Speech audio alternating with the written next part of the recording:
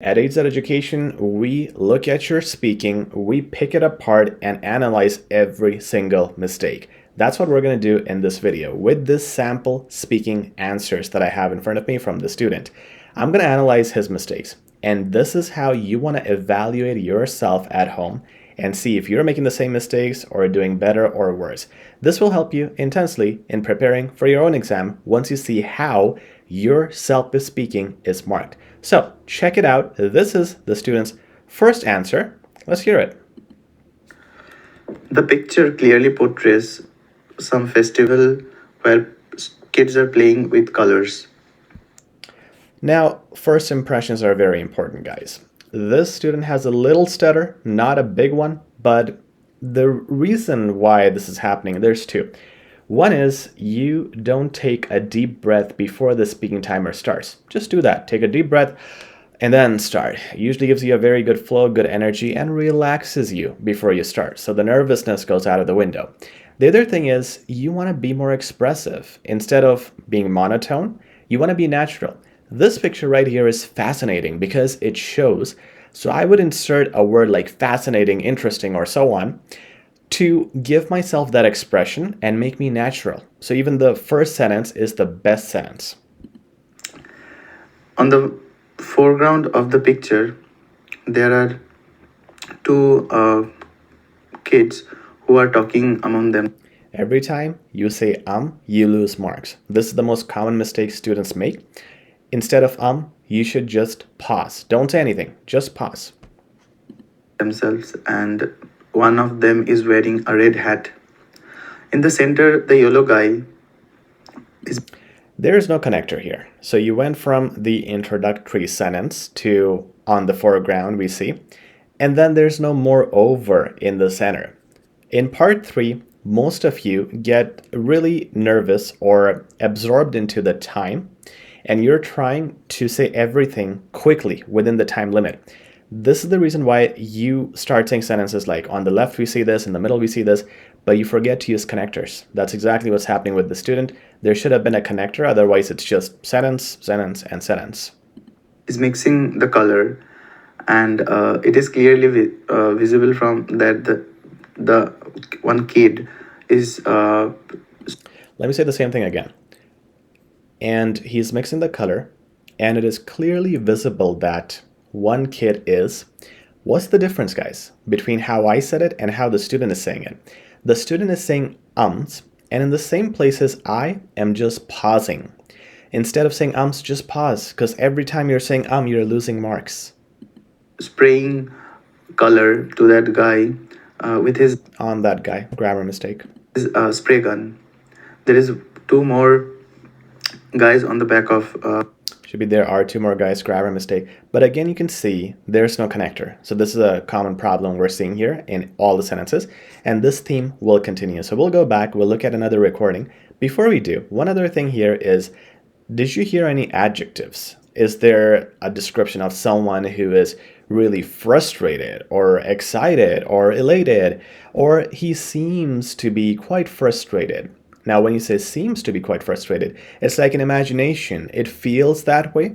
You're not sure if he is frustrated or not.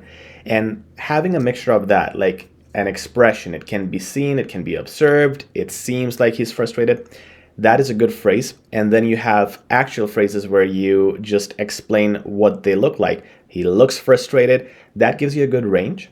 And by using this mixture, you're adding adjectives. Adjectives, adverbs give you good range, give you good descriptions. They help in vocabulary and task response marks.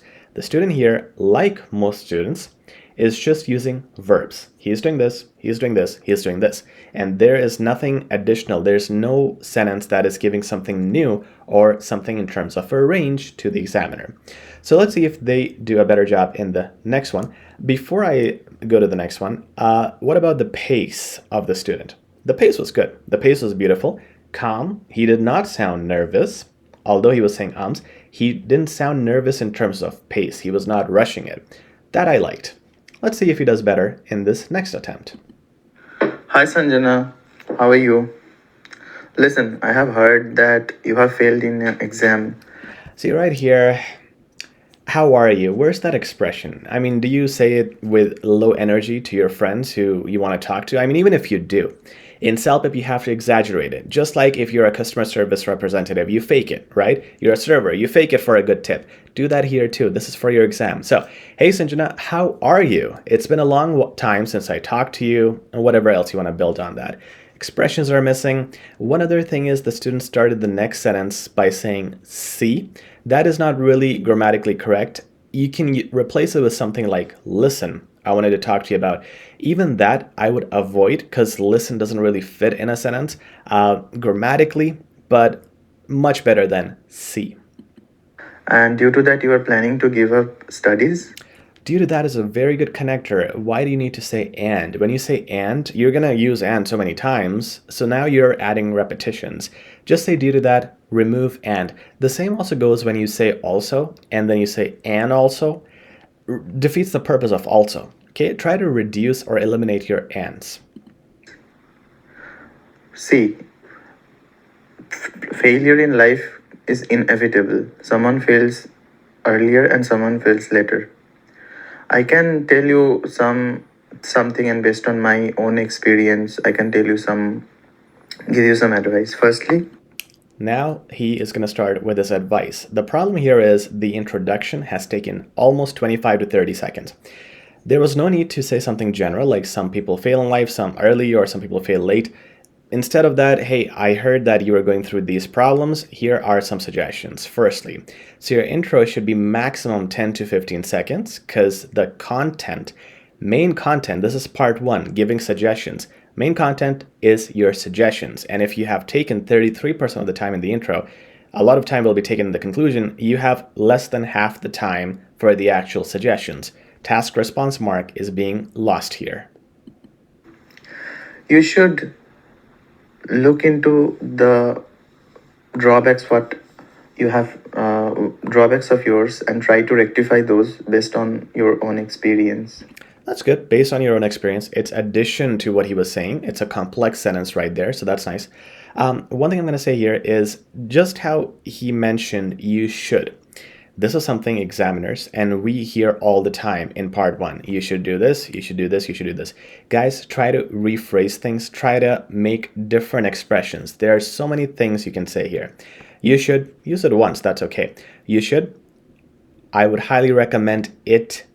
I would suggest that it is noted by many people, even researchers, that if you do this, then this happens. So try to vary it. It's not a crime if he said you should here, but he's going to use it later on too, and that's when it becomes a crime. It should not be repetitive. Remember to use the power of passive voice to get yourself the range. So you should is active voice. Now you should try to go to the gym, for example. Now the other one would be, it is recommended by professionals that you should hit the gym 5 days a week. So it is recommended is passive, and just by trying to be passive, you are giving yourself a range of vocabulary. I'd say. Secondly, the result of your failure, you know that you haven't been studied so well to clear the examination and to pass it with the distinction. So I'd suggest you to study well and attend the exam next time with your full preparation.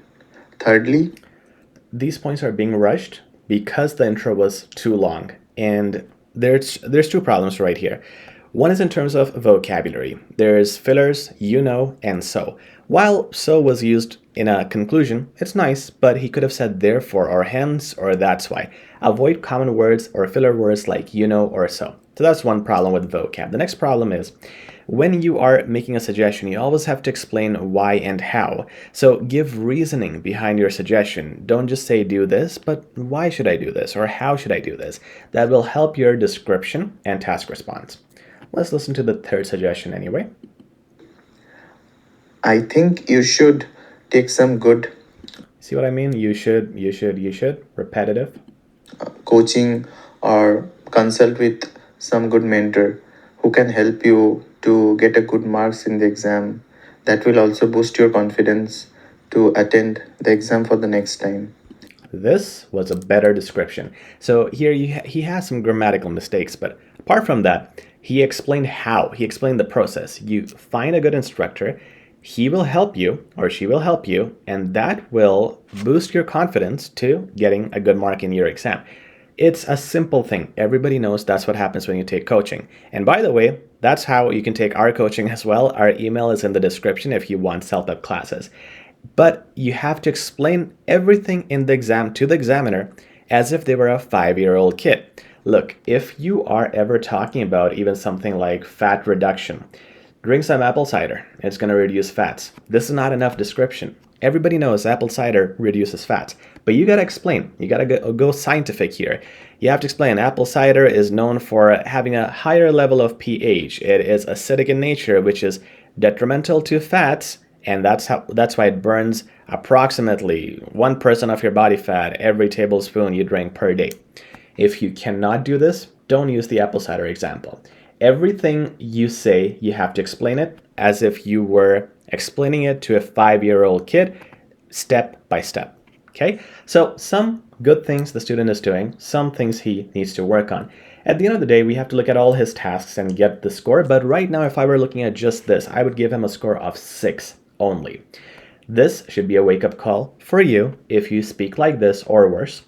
And even if you speak slightly better, you might get 7. What if you need 9 or 10? Well, if you need to know how to speak perfectly, check out our CELPIP 15-hour course in the description. Guaranteed results, guaranteed strategies that work every time, thousands of good reviews, and more than 65,000 student enrollments in our course. It's in the description right now at a huge discount too. Guys, also please like, share, and subscribe, and thank you so much for watching.